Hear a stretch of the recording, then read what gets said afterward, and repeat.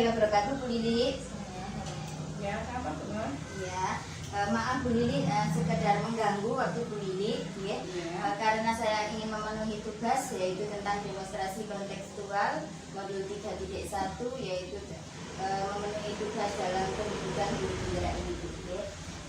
Kita sharing saja Bu, dengan tidak usah tegang, kita relax saja.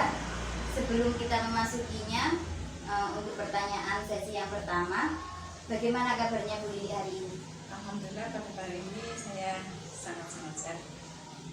Ya, alhamdulillah ya Bu. Kita tetap harus sehat karena kita mempunyai tugas, kita diemban dengan tugas, yaitu apalagi dengan anak peserta didik kita, Bu ya. Dan juga kita harus tetap menjaga kesehatan karena di musim pancaroba ini kita harus tetap fokus dengan kesehatan kita, Ibu. Mohon maaf Ibu, hari ini saya merepotkan Bu Lili untuk meluangkan waktu bersama saya di sini. Apakah boleh Bu? Boleh, silakan. Iya. Jadi begini Bu, pada kesempatan ini saya ingin menanyakan beberapa pertanyaan kepada Bu Lili selaku Kepala Sekolah SDIT Hidayatul Mustaqim, sekaligus sebagai atasan saya di lembaga saya ini. Pertanyaan-pertanyaan ini sebagai pemenuhan tugas saya Bu di program Guru Penggerak, tentunya angkatan 5 Kabupaten Mojokerto pada modul 3.1 yang saya pelajari saat ini Bu. Apakah Bu Lili berkenan saya untuk mewawancarai Bu Lili? Ya, saya siap. Kira-kira apa ya yang ditanyakan ini ya? Kok rasanya deg-degan ya? Terima kasih banyak Bu Lili atas waktunya. Kita rileks saja Bu Lili. Kita rileks saja. Ada beberapa pertanyaan. Pertanyaannya tidak berbobot-bobot Bu Lili. Yang sedang-sedang. Yang berbobot. Yang sedang-sedang Bu ya. Kira-kira nanti pertanyaannya itu hanya simpel-simpel Bu, tidak yang berbobot. Dan jadi Bu Lili tidak boleh nervous. Ya, biasa saja Bu. Ya, tenang Bu, hanya pertanyaan-pertanyaan sekitar pengambilan keputusan jenengan dalam sekolah atau lembaga ini. Tidak ada pertanyaan-pertanyaan yang menuju ke arah pribadi sekolah ataupun yayasan yang ada di lembaga ini Bu. Bisa Bu? Ya, bisa. Iya Bu. Kita mulai ya Bu sekarang. Ya. Pertanyaan yang pertama, selama ini bagaimana Bu Lili dapat mengidentifikasi kasus-kasus yang merupakan dilema etika ataupun bujukan moral Bu? Nah, ini tergantung ya Bu ya, benar ya. Iya. Dilema etika yang mana yang dimaksud ini? Untuk gurunya apa untuk siswanya? Nah, kalau saya itu Bu ya, kalau menurut saya kalau boleh tahu dilema etika untuk siswanya bagaimana Bu? Oh ya, silakan kalau siswanya. Mungkin kalau gurunya mungkin guru juga selaku guru mungkin ya kan tidak enak ya nanti ya kalau siswa yang siswa. Ya Bu, bagaimana Bu? Ini untuk siswa. Iya. Yang dipertanyakan dilema siswa itu yang bagaimana kan gitu ya. Iya. Kalau dilema siswa, kalau pada saat yang ajaran tahun ini itu ada siswa satu, mungkin kalau dilihat dari segi keberadaannya dan memang siswa ini kan saya itu juga kasihan ya, ini kan nggak punya orang tua, terus juga ikut neneknya, tapi siswa ini nakalnya itu super, sangat nakal. Nah kalau tidak diterima di lembaga kami, saya kasihan orang tuanya, kasihan neneknya, kan neneknya juga yang apa itu ya, ngomonglah istilah itu. Nah, dan saya juga membutuhkan siswa. Jadi ya, walau keadaannya bagaimanapun, itu anaknya memang super nakal, tetap saya terima. Ada di sekolahan di lembaga ini. Itu kalau boleh tahu kelas berapa? Itu kelas 2, namanya Jaina, kelas 2. Yang diutamakan, dispesialkan anak 1, mungkin yang lain jadi korban ya. Atau juga ibunya anak-anak, orang tuanya mungkin bisa cemburu sosial bahwa anak itu saja lah. Saya sebagai kepala sekolah, saya musyawarahkan dengan semua dewan guru untuk penjadwalannya, yaitu mungkin kalau ada bapak ibu guru yang longgar, gak ngajar, sama mas seperti itu mungkin bisa untuk mendampingi anak tersebut. Iya Bu. Jadi intinya itu inginnya Bu Lili anak itu disembuhkan. Iya. Tapi takutnya nanti dengan wali murid kelas 2, khususnya kelas 2 ya Bu ya, nanti timbul kecemburuan. Iya. Iya Bu. Nah itu dengan apa namanya si Jen itu tadi Jennya itu hanya di kelas ataupun bagaimana Bu? Ya, di lingkungan sekolah, di kelas itu juga tidak bisa dikendalikan, juga di lingkungan bagi istirahat, semua harus ada pendamping, selalu ada pendampingan. Nah, mungkin itu gimana ya, mungkin apa dari sananya seperti itu belum. Kalau tidak diterima di lembaga ini, saya itu juga membutuhkan, sangat membutuhkan sesuai ya untuk dana bosnya itu. Iya. Sampai seperti itu ya Bu, kisah dilema. Iya. Dilema etika bagi murid kita.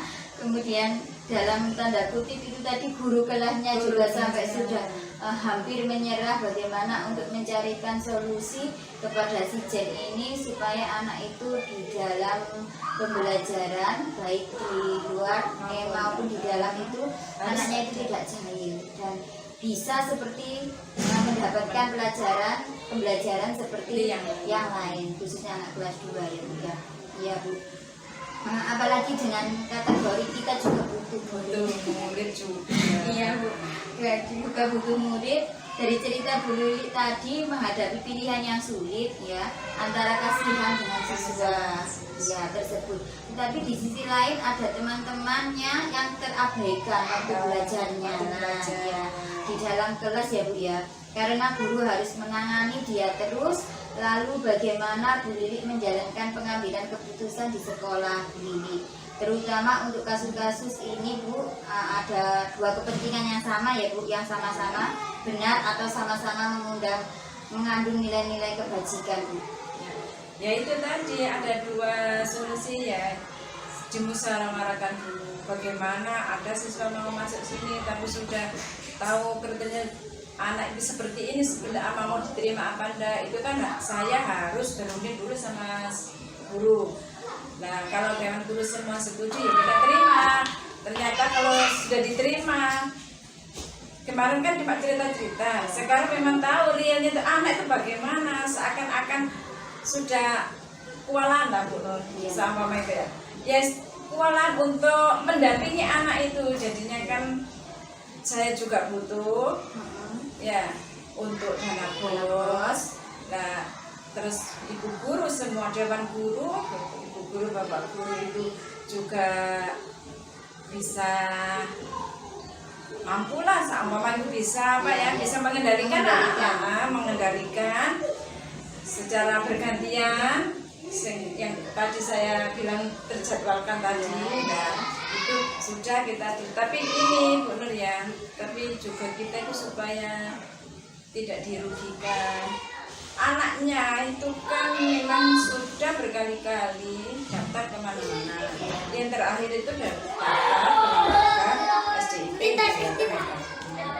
Nah kalau di sini daftarnya sini terus datanya itu Bu Nur masih ada di lembaga yang lama, sedangkan anaknya lah kan lembaga saya kan yang dirugikan. Saya itu gak cair kan dana bosnya ikut yang lama, jadi saya kan harus berusaha. Nanti kita rundingkan sama ibu yayasan bagaimana solusi untuk anak yang spesial ini Bu Nur ya. Nah itu sama operator nanti saya silaturahim ke lembaga yang lama untuk menarik data. Cukup permasalahan dan 5 etika ini cukup waktunya menghabiskan waktu, menghabiskan tenaga juga kepala sekolah ya. Kemudian langkah-langkah atau prosedur seperti apa yang biasa Bu Lili lakukan selama ini?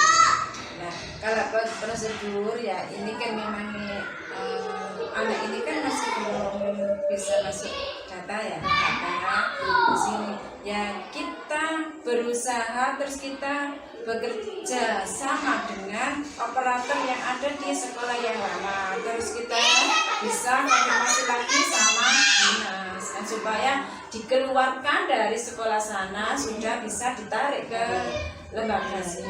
Jadi kita istilahnya permisi dulu ke sekolah lama Sijen itu tadi kita membicarakan dengan sikap yang baik, bagaimana enaknya kita sama-sama gitu kan. Jadi kita tidak bisa menarik paksa gitu ya. Ya tidak ada yang salah satu untuk dirugikan ya. Itu langkah yang cukup bagus Bu Lili. Kemudian hal-hal apa saja yang selama ini Ibu Lili anggap itu efektif dalam pengambilan keputusan pada kasus-kasus dilema etika yang ada di lembaga sekolah kita ini? Nah ini kan semua saya harus terus menghimbau semua dengan guru ya, dan sedikit itu musyawarah. Kita musyawarahkan lah bersama bagaimana jalan keluarnya, bagaimana jalan andul tengahnya. Nanti kalau ada apakah Ibu Lili memiliki tata kala itu seperti penjadwal gitu Bu, yang tertentu dalam sebuah penyelesaian kasus dilema etika ini, tentunya pada kasus Sijen anak kelas 2 ini Bu, mungkin dengan jadwal yang terstruktur, yang urut, sistematis seperti itu, apakah nanti Ibu Lili langsung menyelesaikannya di tempat tersebut atau memiliki sebuah jadwal untuk menyesuaikannya? Misalnya kita dibanding dulu, mungkin permasalahannya sekarang, besok baru kita terselesaikan dalam bentuk atau prosedur atau langkah-langkah seperti apa yang akan Ibu Lili lakukan? Ini kalau penjadwalan, kalau kita musyawarah ya, kita musyawarah tidak besok nanti bisa enggak bisa kelar nanti. Sekali kan ada sudah tahu karakter anak ini. Nah kalau 1 hari 2 hari kalau sudah kita musyawarahkan, kita langsung bikin terstruktur Bu Nur ya. Kalau tidak terstruktur nanti kan saling gesekan sama teman ya kan. Kalau ini jadwalnya ini kan sudah tahu, ini tidak ada jam ngajar, berarti waktunya ini hari ini ada tersendiri gitu. Berarti intinya langsung ya Bu, langsung di tempat biar permasalahannya itu cepat teratasi, kemudian juga bisa mencari jalan solusinya untuk pengambilan keputusan ini yang baik bagaimana untuk yang orang atau si anak yang sudah bersangkutan dengan kasus tersebut ya, seperti itu ya Bu ya. Ya. Kemudian adakah seseorang Bu atau faktor-faktor apa yang selama ini mempermudah atau membantu Ibu Lili dalam pengambilan keputusan khususnya dalam kasus-kasus dilema etika ini Bu?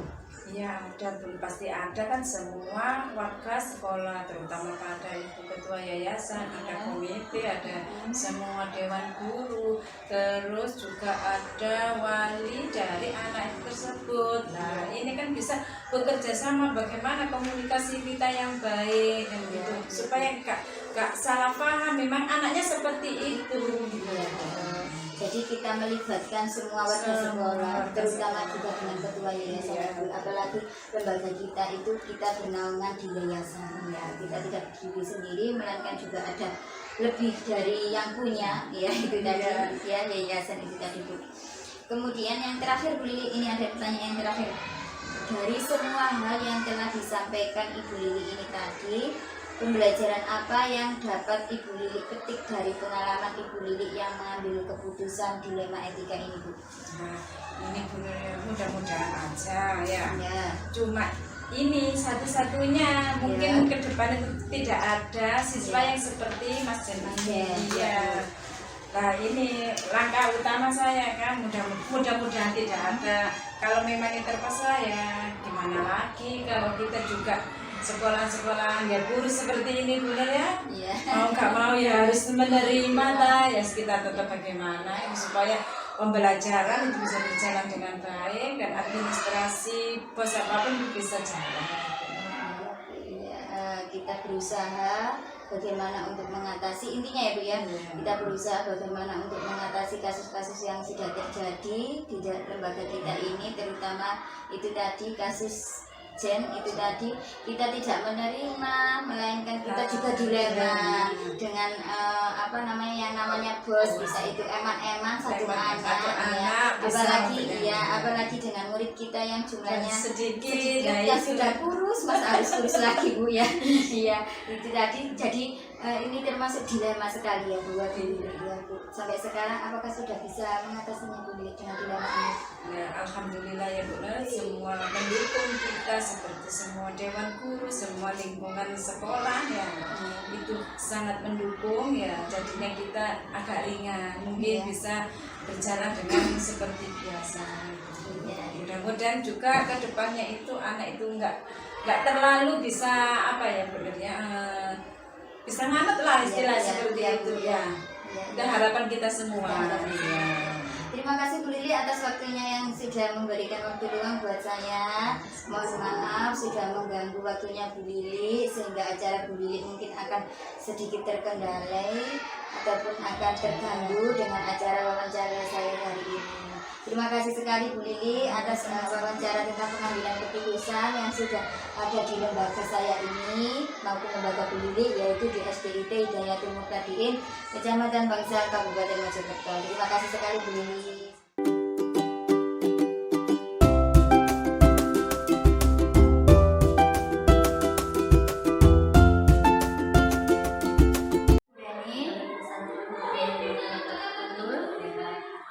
Maaf Bu Rani ya, saya akan mengganggu waktu jenengan karena saya akan melaksanakan untuk memenuhi tugas saya, yaitu pada program Guru Penggerak khususnya Angkatan 5 Kabupaten Mojokerto dengan demonstrasi kontekstual. Tugas saya itu akan mewawancarai 2-3 kepala sekolah. Bagaimana cara kepala sekolah tersebut untuk mengambil sebuah keputusan yang ataupun kasus-kasus yang ada di dalam lembaganya masing-masing. Apakah Bu Rani bersedia? Apakah Bu Rani hari ini tidak sibuk? Kebetulan free. Oh iya, beruntung saya hari ini ya Bu ya.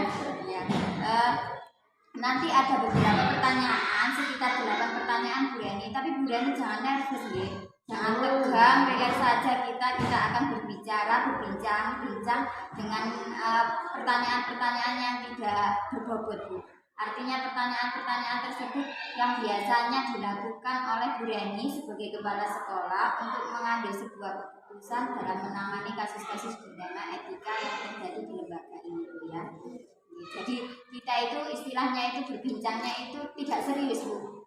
Tidak serius, hanya berbincang-bincang saja untuk mencari sebuah pengalaman Bu Rani bagaimana untuk mengambil sebuah keputusan pada kasus-kasus yang terjadi di lembaga ini ya. Sebelumnya bagaimana kabar Bu Rani hari ini? Saya juga alhamdulillah baik Bu Rani, walaupun dengan musim pancaroba yang sudah memasuki bulan ini ya Bu ya.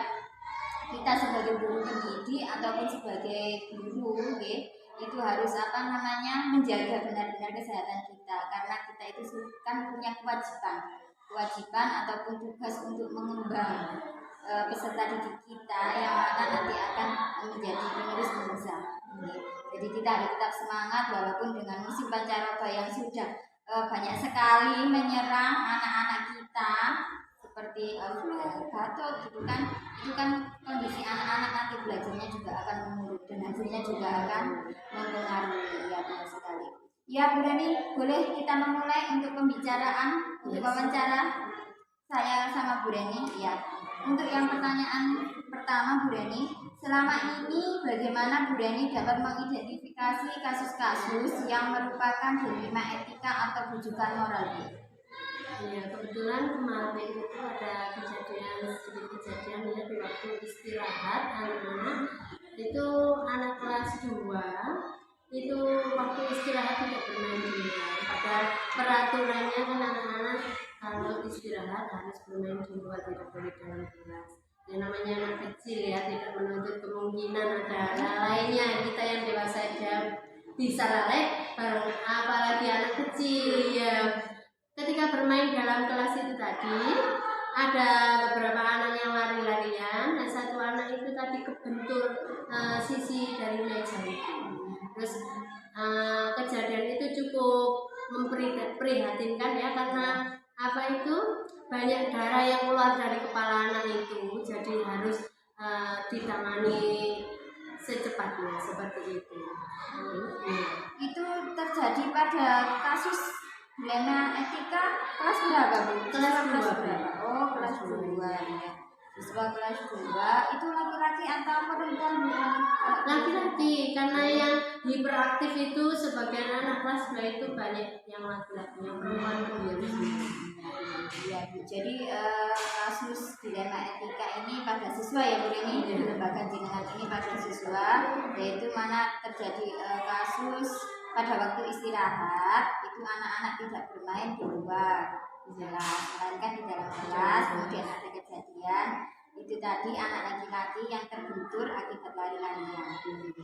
Kemudian yang pertanyaan kedua, Bu Reni, selama ini bagaimana Bu Reni itu menjalankan pengambilan keputusan di sekolah Ibu, terutama untuk kasus-kasus di mana ada dua kepentingan yang sama-sama benar atau sama-sama mengandung nilai kebajikan, Bu?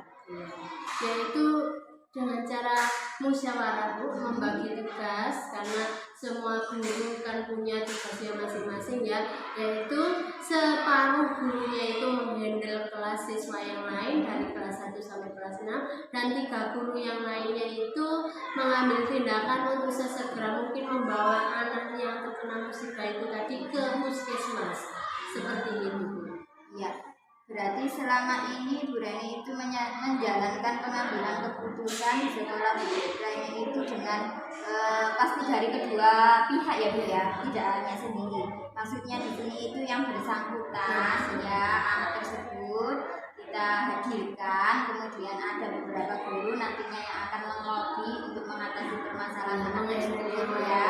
Kemudian yang guru yang lain itu akan mengambil sekolah kelas lembaga ini. Yang terkondisikan seperti itu. Ya, soalnya kan kita lembaga budaya ini SD yayasan ya, bernaungan untuk apa namanya peserta didik yang umurnya masih belum terkontrol. Maksudnya itu apa, emosi anak-anak itu baik tingkah laku maupun perbuatan itu kan belum terkontrol dengan SD. Ya. Kemudian pertanyaan yang ketiga, Bu, langkah-langkah atau prosedur seperti apa yang biasa Bu Reni lakukan selama ini?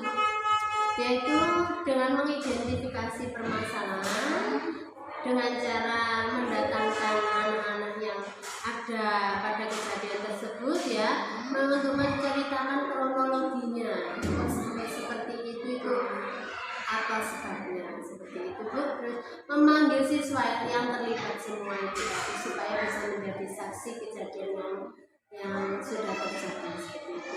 Dan setelah itu memecahkan solusi untuk sesegera mungkin agar tidak ada terjadi salah paham antara wali murid dengan guru yang ada di sekolah, karena kita juga butuh dukungan dari wali murid untuk menjadikan anak-anak jadi lebih baik lagi, baik secara psikis, biologis maupun yang ada di sekolah. Karena kita sebagai guru juga kan istilahnya pengganti orang tua di sekolah seperti itu. Jadi sama-sama bekerja sama untuk mencari solusi supaya tidak terjadi salah paham dan mengambil tindakan, yaitu menjemput orang tuanya untuk ke puskesmas supaya nanti anaknya mau diambil tindakan sesegera mungkin seperti itu. Jadi langkah pertama Bu Reni tentunya mengidentifikasi dulu masalahnya bagaimana, ya. Kemudian yang kedua itu akan memecahkan ataupun mencari solusi baik dari rekan guru, maupun wali murid, kemudian yayasan juga ya. supaya tidak salah paham. Maaf, ini SD dengan yayasan juga lembaga yayasan. Kemudian yang ketiga nanti akan mengambil tindakan secepatnya ya, Bu Reni. Itu langkah-langkah prosedur yang cukup bagus, Bu Reni. Kemudian yang pertanyaan yang keempat, Bu, hal-hal apa saja yang selama ini Bu Reni anggap itu efektif dalam pengambilan keputusan pada kasus-kasus terutama dilema etika, Bu? yaitu yang pertama dengan cara musyawarah ya Bu ya, karena kita manusia tidak bisa hidup sendiri, harus bekerja sama, saling membantu, baik mencari solusi maupun permasalahan yang ada ya Bu ya. Yang kedua, penanganan musibah itu tadi harus sesegera mungkin, karena jika terjadi keterlambatan akan berakibat fatal terhadap peserta didik itu tadi.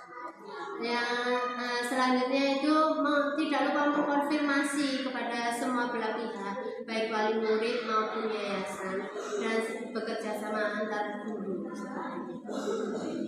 Jadi pertama kita akan mengambil keputusan secara musyawarah ya Bu ya. Karena kita juga sendiri sebagai makhluk sosial, yang mana makhluk sosial itu kan harus bersosialisasi, tidak bisa hidup sendiri gitu. Jadi apabila ada permasalahan tersebut, walaupun jenengan KS kepala sekolah ya, tapi tidak bisa mengambil keputusan sendiri ya. Jadi dilakukan dengan musyawarah seperti itu tadi ya. Kemudian pertanyaan yang kelima Bu Reni, hal-hal apa saja yang selama ini merupakan tantangan dalam pengambilan keputusan pada kasus-kasus dilema etika? Tantangannya Bu Reni itu apa?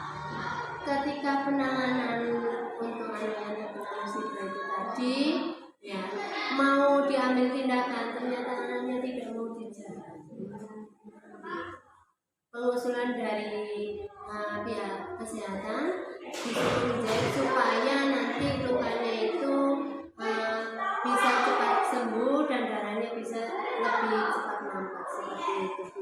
Ternyata anaknya tidak mau kalau tidak ada orang tuanya. Oleh karena itu kami sebagai teman sejawat juga, rekan guru di sekolah mengambil antisipasi menjemput kedua orang tuanya untuk hadir pada penanganan anak tersebut. Dan alhamdulillah anak tersebut mau untuk dijahit agar lukanya segera sembuh. Jadi ini Bu Reni sebagai kepala sekolah merasa sangat-sangat dilema ya Bu ya dengan kasus ini. Iya, takutnya ini ada salah paham, terus yang namanya guru ya sedikit banyak pasti kalau ada positif ya kena imbasnya positif, kalau ada hal yang negatif terkena imbasnya negatif seperti itu. Memang tadi kan dari kelas 2, kalau memang anak-anak seumuran kelas 2 itu memang kalau saya ya Bu ya, itu memang apa namanya dalam melakukan suatu tindakan itu dalam sebuah permasalahan itu memang anak tersebut harus didekatkan dengan orang yang paling terdekat dengan dia. Ya, seperti tadi Bu Reni, orang tuanya memanggil orang tuanya, apabila orang tuanya belum datang maka tidak bisa untuk melaksanakan tindakan tersebut ya. Kemudian pertanyaan selanjutnya Bu Reni, apakah Bu Reni memiliki sebuah tatkala atau jadwal tertentu dalam sebuah penyelesaian kasus dilema etika? Apakah Bu Reni langsung menyelesaikan di tempat atau memiliki sebuah jadwal untuk menyelesaikannya, bentuk atau prosedur serta langkah-langkah seperti apa yang akan Bu Reni jalankan? Untuk kami ketika ada masalah harus diselesaikan sesegera mungkin ya Bu, karena tidak menutup kemungkinan nanti ada masalah-masalah baru. Kalau tidak diselesaikan segera mungkin, masalah baru itu akan menumpuk dan menjadi masalah yang lebih besar lagi. Jadi harus cepat ditangani seperti itu. Jadi Bu Reni itu punya penyelesaian di tempat tersebut ya Bu ya. Bu Reni sebagai kepala sekolah gerakannya cepat, tindak tanggap langsung ya Bu ya. Karena kita juga tidak tahu masalah itu datangnya kapan. Ya Bu. Kemudian pertanyaan selanjutnya Bu, adakah seseorang atau faktor-faktor apa yang selama ini mempermudah atau membantu Bu Reni dalam pengambilan keputusan tentunya dalam kasus-kasus dilema etika? Ada, tidak lebih dari yayasan yang menangani sekolah ini ya, rekan sejawat juga, wali murid juga, serta siswanya, supaya kita bisa saling berkontribusi memajukan sekolah untuk lebih baik lagi. Juga imbasnya nanti untuk anak-anak peserta didik bisa lebih semakin maju dan semakin lebih baik lagi sebagai generasi penerus bangsa dan negara. Itu faktor pendukungnya cukup lengkap kan Bu Reni ya. Ada yayasan karena Bu Reni lembaganya bernama yayasan ya.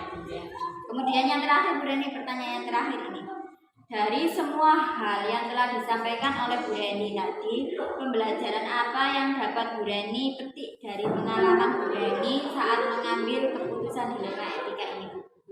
Kita sebagai kepala sekolah tidak bisa merasa tidak boleh ya Bu merasa paling bisa.